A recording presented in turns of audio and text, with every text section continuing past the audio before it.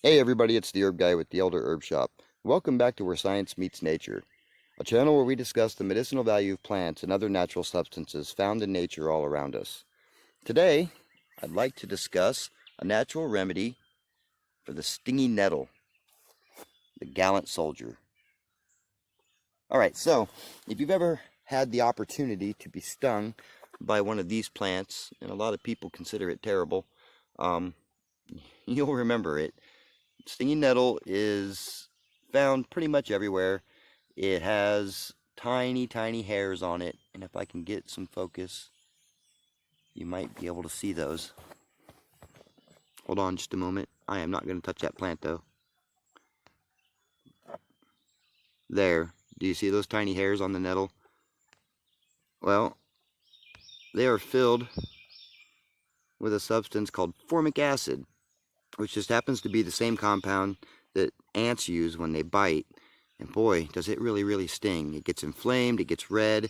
If you run your hand into the bush, you'll definitely know it.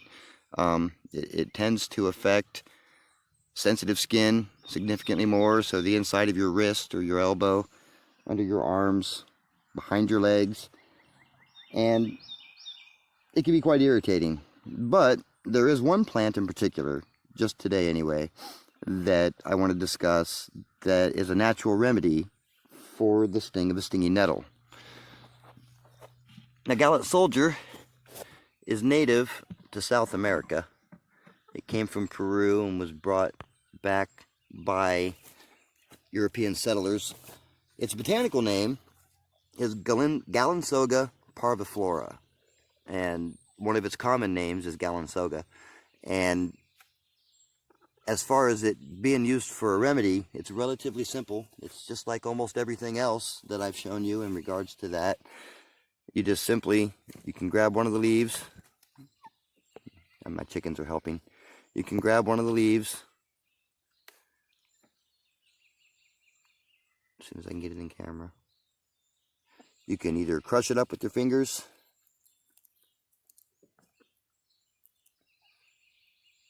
or you can chew it up. I tend to chew them. It tends to get a little bit more coating when I go to use it, and then you can directly apply it to where you've been stung. Now, my son has used this, and he stated that it does work pretty well to alleviate the stings, but he's not familiar enough with the plant to find it when it's available. This is about the time of the year, mid-July, that this plant will bloom. And if you can see, if I can get another close-up, it's got kind of a funny shaped flower. It almost looks like it's been eaten by a bug. I'm sorry, I'm really trying to get a good picture of that. That's about the best I can do, it looks like. Not even sure which flower it is. It has the three-lobed petals, and then a bushy middle where the pollen is. It almost looks like around the edges that a bug has eaten it, but it really hasn't. This plant's fairly easy to find. You'll find it in your driveway, like this one here is around our burn pile. So I had to bring our potted nettle. Sometimes I think we're the Addams family. I had to bring our potted nettle out here so I could show the two next to each other. They will be found in nature side by side. Gallant soldier, as you can tell, does get quite big. You know, this particular plant stands probably 18 inches tall when it's up. So you can harvest it and use it dried. You can drink it as a tea. It's a great wound healer, just like yarrow flower. It's a coagulant, so if you have a cut or a scrape or a scratch that's bleeding, and unlike yarrow flower, I have used this on a cut, and unlike yarrow flower, this one doesn't hurt at all. If you've ever used yarrow flower to stop bleeding in a cut or to help heal a cut, yeah, it'll stop the bleeding, but it feels like rubbing alcohol. So now that I've told you all that stuff, is there any science behind it? Well, of course there is, or it wouldn't be on this video, and if you give me a few seconds to trudge back up to the office, I'll bring it in. Oh, see my buddy Hannah, apparently she likes Apparently she likes Gallant Soldier too. He's a needy little thing. Give me a few seconds, let me trudge back up to the office, and let's get to some science. Okay, so we're back in the office. As you can see, I've pulled up a page from the study that I've linked in the description down below.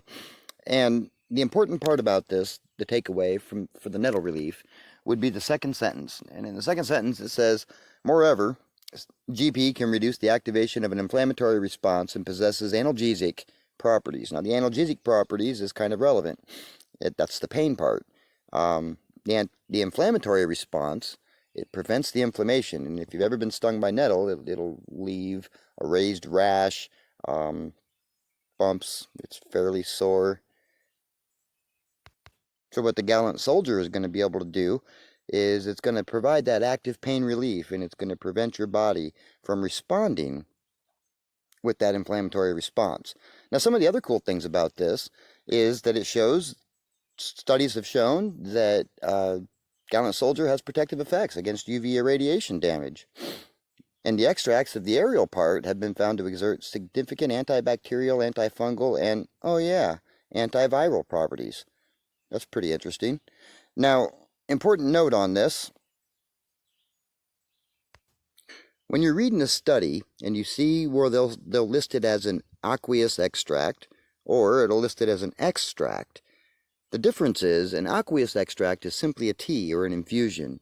You boil the water at a low temperature, or even simmer without boiling until you get enough of the properties out that you can use it that way. Whereas with an alcohol extract, it generally takes several weeks, and afterwards, whatever's been strained and left over is essentially just the properties suspended in alcohol, which from a pharmaceutical viewpoint is pretty neat, huh? So if you scroll down a little bit further in the study, you'll find a paragraph that has a pretty profound statement. It says, exposure to the endothelial cells in the GP extract in concentrations of 0.5 and 0.1 milligrams per milliliter caused complete healing of the damage after 12 hours of the study, figure 6. Regeneration kinetics did not differ significantly between the tested groups. If you actually go to the study, pull up figure 6 and look at the graph that they offer for that. It's really pretty impressive at how quickly this particular plant went with healing.